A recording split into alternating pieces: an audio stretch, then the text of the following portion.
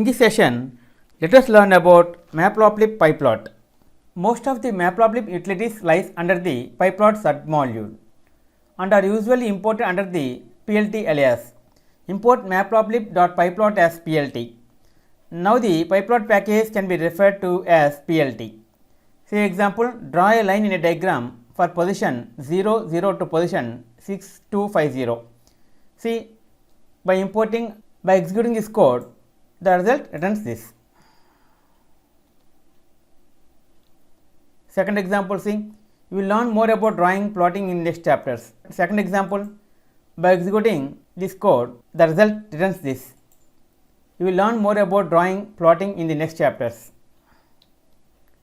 Okay friends, this is the end of part 2 Matplotlib Pyplot. In next video, let us learn about another topic, Matplotlib plotting.